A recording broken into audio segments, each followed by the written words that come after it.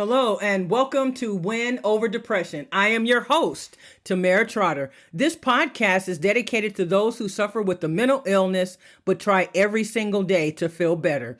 It's also dedicated to those who have loved ones who suffer in silence and want everyone to know about this debilitating condition. You know, depression is one of the most undertreated conditions in the entire world.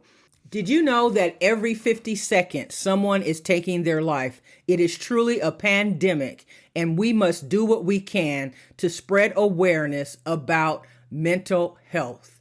Today, we'll be talking about mindset and how important your mindset is when it comes to really everything in life, but definitely when it comes to managing your mental health. So what is your current mindset? Do you feel as if you are now in a place where you can overcome your circumstances and get to that place in life where you deserve? Are you accepting of your condition? That's one of the first things that we have to do. Once we accept that we suffer with a mental illness, we are in a much better place to now put into action a plan that is going to help us manage our care. Self-care is also the key to feeling better. Every morning you should get up, take a shower, don't stay in bed. Make sure you have a plan for the day. Eat a healthy breakfast. Make sure that you're getting in a lot of protein. Make sure you're eating leafy vegetables. Stay away from candy and sugary drinks. That's one of the things that you can do to practice self-care when it comes to managing your mental health. Set realistic goals. Break tasks into smaller, manageable steps, and make sure that you are able to achieve the realistic goals that you have set for yourself. Remember to celebrate the small wins. Engage in some activities that bring you joy and give you a sense of accomplishment. It's so important that we also focus on the present. When we focus on the future and what we think the future may entail for us, it sometimes makes us sad, but we can never know what the future will bring because we can't determine that. We have to live in the present moment, deal with whatever is in front of us. Sure, we can plan for the future, but we should not be so focused on the future that we cannot focus on what is in front of us. We have to be patient and persistent. We have to make sure that when we are managing our mindset, that we are not surrounding ourselves with people who exude negativity. I know it seems like a laundry list, but there are so many things that we need to continue to do in order to keep our depression at bay. We need to limit or completely take out alcohol. If you can just limit it, it's going to help you. But if you can reduce it immensely, you're going to feel that much better. How about your sleeping? Are you able to sleep? Getting 8 to 10 hours of sleep every single night is essential. And that is why I wanted to share with you that Win Over Depression is currently on TikTok. And on Monday, February 26th, we will have a live and free webinar. In order to register, all you have to do is go to the Win Over Depression TikTok page, and on my bio, you will see a link that says Pensight, PENSIGHT.com. Click on that link and it will take you to register for the webinar. There are 2 sessions on that day. One will take place at noon Pacific Standard Time, and the second one will take place at 2 p.m. Pacific Standard Time. Come and find out ways that you can overcome your mental illness. I will also be sharing a brand new mental health diary that I have, as well as an ebook. So I hope to see you there. Remember, giving up is never an option. Stay in the game of life.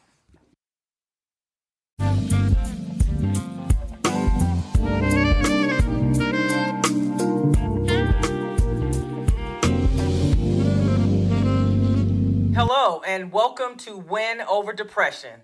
I am your host, Tamera Trotter. This podcast is dedicated to those of us who suffer with the mental illness, but who are trying every single day to understand our disease and to live the best life possible. This podcast is also dedicated to those individuals who are trying to understand this disease so that they can be more supportive to those friends or family who suffer with a mental health condition. Today, we'll be talking about commitment, and I would like for you to take notes if you're able to. And as I am sharing this episode, I would like you to think about the commitments that you have made in your life, and I would like for you to complete a self-evaluation, which basically means to weigh in or think about whether or not you are living up to that commitment. So let's first define what is a commitment. A commitment is the state or quality of being dedicated to a cause or an activity. It is a pledge or undertaking, an engagement or obligation that restricts freedom of action. There are many commitments that we have in life. We make commitments to our children, to our spouses. We make a commitment to our job upon being hired. We make a commitment to ourselves to fulfill whatever it is that we want to accomplish in life. And so, because we are a commitment-driven society, I want you to think about how important it is to be committed to dealing with and handling in an appropriate manner your mental health. It is essential and critical that we take the time to think about whether or not we are doing the work that is necessary in order to overcome many of the symptoms and circumstances that have caused us to suffer from a mental health condition. And I want to talk about suffering from a mental health condition for just a moment. It is true that having a mental health disorder does involve suffering, but the extent to which we suffer is largely up to us, the individual. And so, what is your commitment to handling your mental illness, managing your situation on a daily basis? Are you 50% in and committed? Are you someone who needs to recommit because you know that you just have not been putting in the work? Can you recognize that you were never fully on board with being committed to what you said you were going to do? How has your commitment changed? And why has it changed? Have people in your life influenced the change? And if so, how can you get back on track? Is your commitment one-sided? Because oftentimes life is about relationships. And if you are in a one-sided relationship, whether it is with a friend, a spouse, and even a coworker, that will affect your ability to stay committed to that situation, person, or thing. So as we continue, I submit to you that having a commitment is a promise to deliver the outcome someone is expecting. Let me repeat that. A commitment, in my opinion, is a promise to deliver the outcome someone is expecting. Now, let's put that in perspective a little bit. When we're talking about commitment to overcoming our mental illness, we have made the commitment to ourselves. And if we expect an outcome that is going to help us to feel better, to be a better parent, a better friend, a better sister or brother, then we have to self-regulate and determine whether or not an adjustment needs to be made. When we make a commitment, there is something that is expected on the other end. And so you know that I am very transparent with my listeners. So I am actually sick, and I have been diagnosed and tested positive for COVID for the first time in my life. And for the last 3 days, I have been in bed. But in January of this year, 2023, I made a personal commitment to this podcast, Win Over Depression. And that commitment was that every Friday that I would drop a new episode. And I have lived up to that commitment the entire year up until now, except for 2 occasions when I had to upload the episode on a Saturday morning because I was having technical difficulty. So we always give room for human error. And so even though I'm not feeling well, I made the commitment that without fail, I owe this episode to my listeners. It is 11:38 p.m. Pacific Standard Time. I have 22 minutes to finish this episode, make any edits, complete the show notes, complete the episode information, do the cover art, and launch it on Buzzsprout in the next now 21 minutes. That's what commitment looks like. That's what it feels like. So, yes, I am doing it at the last minute because I just was not up to it because I'm not feeling well. But my friends, oftentimes, most of the time, more than we'd like to admit, when we suffer with the mental illness, we are not always at our best, but there are still people counting on us and expecting us to deliver on a promise that we've made with an expected outcome. And so I am not expecting you to be me, but what I'm saying is I want you to think about the commitments you've made in your life and how many of them are you truly living up to. In society, we tend to be overcommitted. It is almost an addiction. The truth is, our jobs, our employers expect way too much, and we continue to do the work because we need our job. We don't know what will happen if we say we're not able to keep up. And so we continue to allow other people to add more and more to our plate. I am telling you that there is nothing wrong with you speaking up about not being able to deliver on every single promise that you've made. But guess what?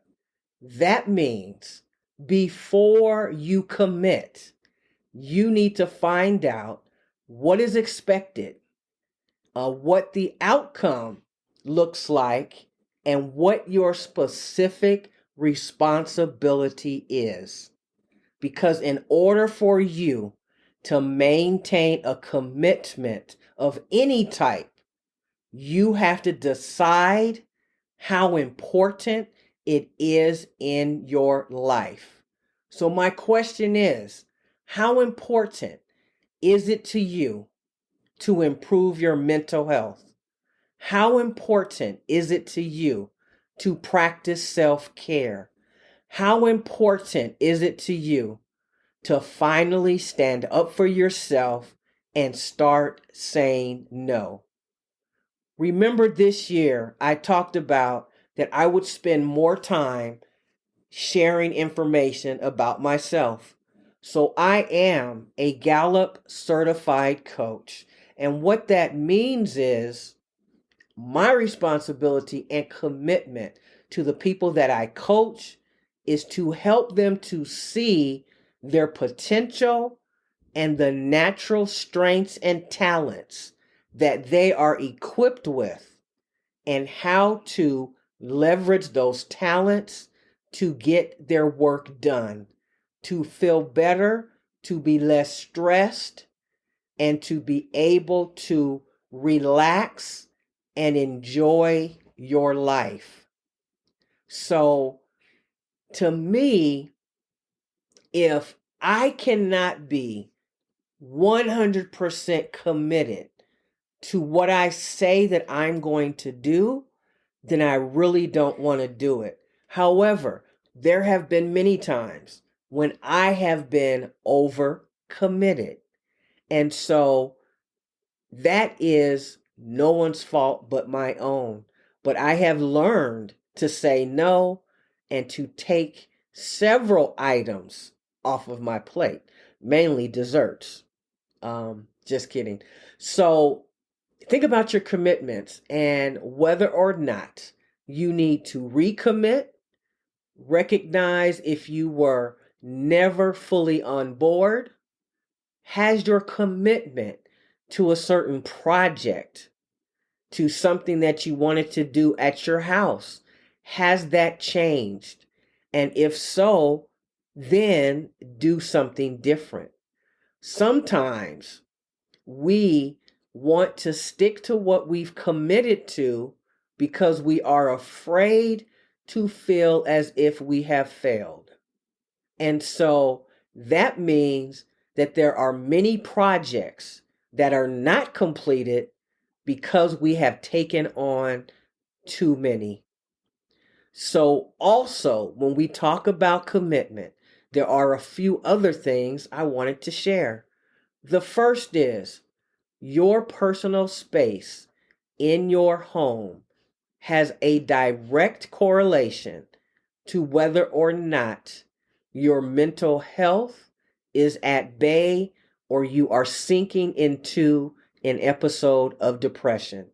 And I know when I am about to experience an episode of depression because the area in my personal space at home looks cluttered. So it is very true that when we have a cluttered space, it's very difficult for us to focus and concentrate. And therefore, we all know, and if you don't, I'll share it with you, that many of the side effects of depression is not being able to concentrate. So what I would like for you to consider doing, and I don't expect you to clean up your entire house in 2 days.